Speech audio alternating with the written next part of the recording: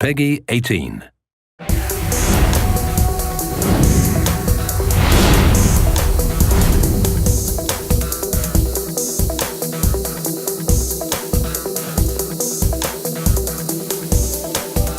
It's easy to look at something like Saints Row and go and think, oh God, they're just doing whatever. What's the appropriate level of crazy for a certain thing? The amount of discussions that we have about seemingly innocuous things are really weird. And like, it takes a lot of work to make something this beautifully stupid. Thank you. I mean it. You're not wearing pants. This just got weird. Without Saints Row 1 and 2, there'd be no Saints Row 3. Without Saints Row 3, there'd never be a Saints Row 4. And so we have to go and respect that. There needs to be a dialogue between us and the people who love what we do. My name is Mike Watson. I own IdleNinja.com. I've been doing mods for the franchise since Saints Row 2 for PC. So Steve called Mike up on the phone and asked him to come out and try out the game. Leave it to the Saints. Brought to you by Friendly Fire, the only joy. It hasn't felt real to me until now. And then later I followed up with Steve about the stuff that he was doing with modding and basically said, you know, could we get in touch with some people from Volition? So we came up with Kinsey's Toy Box for the SR3 modding SDK that we're building. And now there's some dedicated guys who are trying to go and help support that modding community and giving them what they want. We're working on this in our spare time, even though we have lots of other things to do. And the reason we're doing this is people out in the modding community, they're developers too, and it would be crazy for us not to give them tools to be able to follow their passion. We absolutely cannot wait to start getting the first releases out where people can start modding weapons, changing clothes, changing characters, putting their own face and their own ideas onto our game, and really taking Saints Row and making it the ultimate expression of customization. This isn't me. Shandi, you okay? This is getting weird.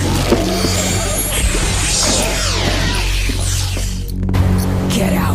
There's kind of a little bit of a holy war that happened after Saints Row 3 came out. There's some people who really love Saints Row 3, and there's some people who really love Saints Row 2, and Saints Row 4 is kind of our attempt to go and bring these people together into one big happy Saints Row family. I love Saints Row 2 on a level far beyond any other game. He felt that the franchise forgot about him because I was with you guys for the first 2 games, and then he went so far in this other direction in Saints Row 3, and he's like, you know, maybe the game is just not for me anymore. You can never go and feel disappointment if you never loved something. And so that's why Saints Row 4, we really took this approach of it being like a love song to our fans. It started off a little slow, and I think part of that was, you know, I was looking at a lot of unfinished assets, unfinished cutscenes. But once I got past a certain point in the story where I started being able to change weapon skins when they started getting more of the superpowers, that's when it became something really special. Over the course of 3 days, it was interesting seeing him go from being trepidatious to being interested to loving it. There's just so much great stuff in this game that I didn't expect. A lot of the open world takes place in this virtual recreation of Steelport, which has been great because you kind of have a sense of familiarity, but we also knew we wanted to go and feel different. Because of superpowers, that's exactly what happens. You experience the city in a very different way. I mean, we have structures changed, we add these massive alien towers that you can climb up, but the biggest thing is that because you are leaping over buildings, the whole vertical element of it has redefined everything about the city. Because that was like the most fun I've ever had playing a Saints Row game or any superhero game. Whoa, guys.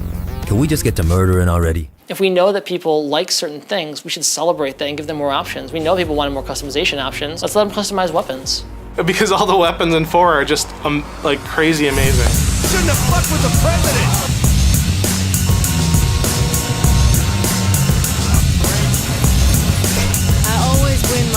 So whether you're a fan of Saints Row 2 or Saints Row 3, you're really going to be in for a surprise. We have Johnny Gat. Will not be a Saints Row game without Johnny Gat. Benjamin King from Saints Row 1 as your chief of staff. We have a lot of the old favorites from Saints Row 3, you know, Kinsey, Pierce, Shandi, other Shandi. It really feels like a celebration of the entire Saints Row franchise instead of just a continuation of Saints Row 3. I feel like Steelport's actually part of the Saints Row universe, and like now that I feel that way, I feel better about the new characters. Obviously, every game we want to bring more people in. We want more people to go and experience the game than the previous one. But it's also so important that we never forget the people that stuck with us this entire time, because that's why we got to be where we are.